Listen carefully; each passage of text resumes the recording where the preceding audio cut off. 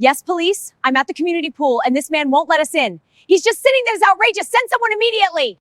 If you've ever lived in an HOA neighborhood, you probably know there's always one person who takes the rules a little too seriously. At Oak Ridge Estates, that person was Karen Whitmore. Karen wasn't technically the HOA president, but if you listened to her talk, you'd think she ran the entire neighborhood. She served on the social committee and treated that title like it gave her unlimited authority over everyone else. Trash cans left out too long, Karen would report it. Grass a little too tall, Karen would report it. Kids riding bikes on the sidewalk, Karen would remind their parents about community safety standards. And if someone parked their car on the street overnight, Karen would absolutely take pictures and send them straight to the HOA board.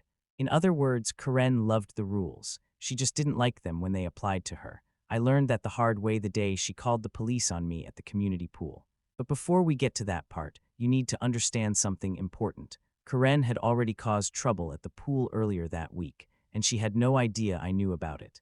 My job at the pool, I worked as the seasonal pool manager for Oak Ridge Estates. It wasn't the most glamorous job in the world, but it was easy enough.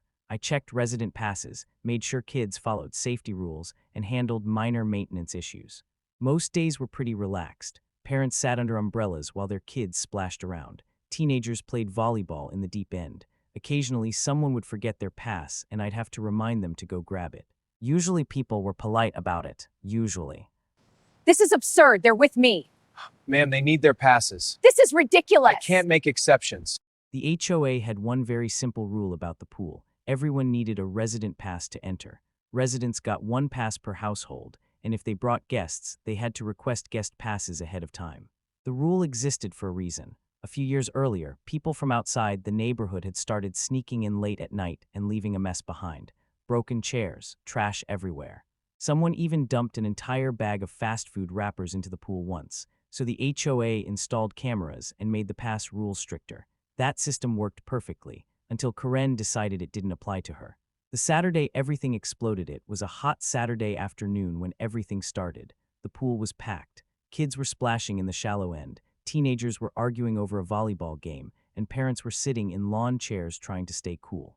I was sitting at the check-in desk by the gate, scanning resident passes as people walked in. That's when I heard the gate rattle. I looked up. Karen Whitmore was standing outside. Behind her were 3 teenagers I had never seen before.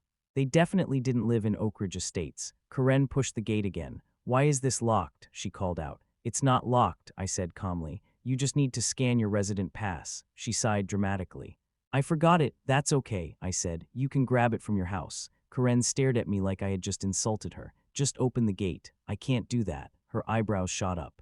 "Excuse me, everyone needs a pass." Karen gestured behind her. "These are my sister's kids. They're visiting. Then you'll need guest passes." "I don't have those." "Then unfortunately I can't let you in." The teenagers behind her groaned.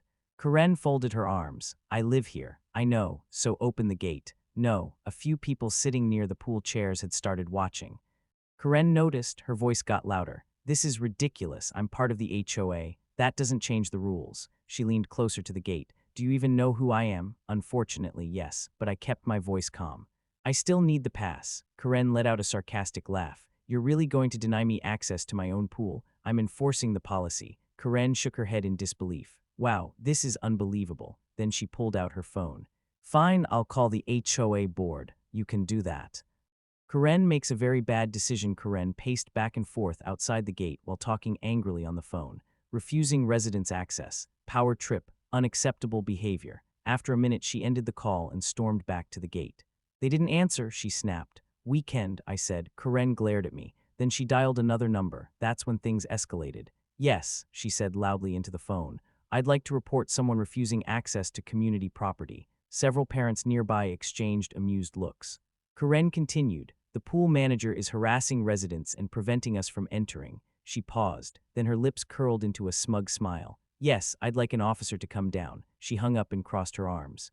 "The police are on their way." I leaned back in my chair. "Okay," Karen frowned. "You don't seem worried." "I'm not." Her smile faded. "You should be." What Karen didn't realize was that she had just made a huge mistake. Because 3 nights earlier, something had happened at the pool after hours, and the security cameras had captured everything, including Karen. Thursday night. On Thursday morning, I arrived at work and immediately noticed something was wrong. Several lounge chairs were floating in the pool. One of the umbrellas had been knocked over. and there were empty soda cans scattered across the deck. At first I thought someone had jumped the fence overnight. But when I checked the camera footage, the truth was much worse. At 11:47 p.m. the gate opened, and the person opening it was Karen Whitmore. Behind her were 5 teenagers.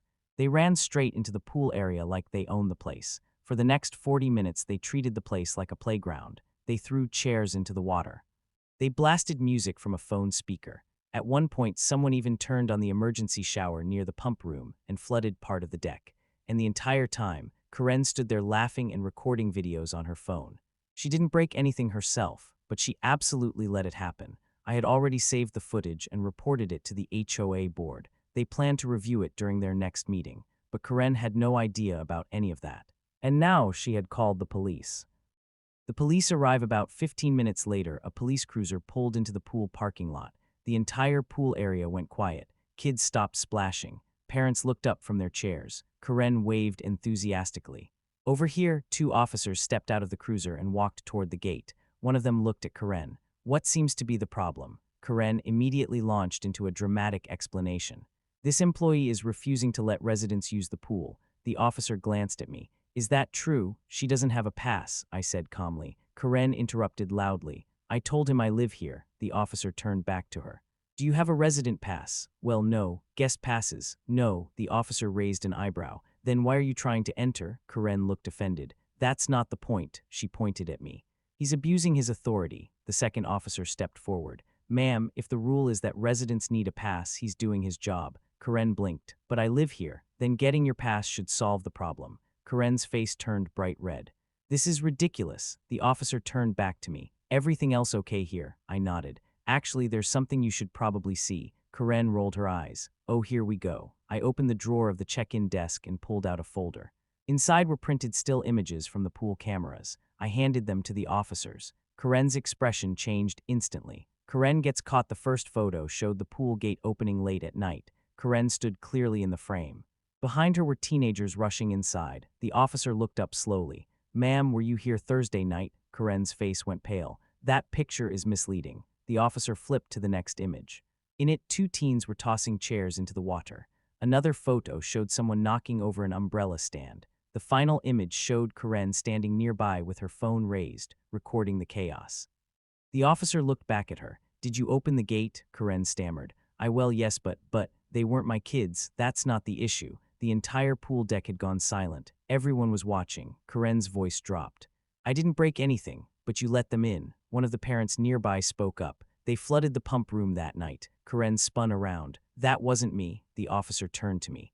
Do you have video footage of this? Yes, I said. Saved and backed up. Karen's shoulders slumped. The officer sighed. Ma'am, this could be considered trespassing and property damage. Karen looked like she might faint. I didn't think it was a big deal. The officer gestured toward the parking lot. Let's step over here and talk. Karen glared at me. You planned this. I shrugged. No, you called the cops. A few people started laughing. Karen walked away with the officers, her confident stride completely gone. The HOA meeting 3 days later, the HOA board held an emergency meeting, and almost the entire neighborhood showed up. Karen sat near the front looking furious. The HOA president stood up. After reviewing the footage from Thursday night, he said, the board has determined that Karen Whitmore violated multiple community rules. Murmurs spread across the room. Karen jumped to her feet. This is ridiculous, but the president continued. Because of these violations, the board is issuing a fine for the damages and removing Mrs. Whitmore from the HOA social committee. Karen looked stunned. You can't do that, the president folded his hands. We just did. Someone in the back quietly clapped. Karen stormed out of the room. The aftermath: within days, the entire neighborhood knew the story. The woman who loved enforcing HOA rules had been caught breaking them. And the best part, she had called the police herself. After that day, Karen stayed far away from the pool. Every now and then, I'd see her drive past the parking lot, but she never stopped. And every time someone scanned their resident pass at the gate, they couldn't help smiling a little. Because sometimes the people who love rules the most are the first ones to break them. And sometimes karma doesn't need help. Sometimes all you have to do is let someone call the cops on themselves.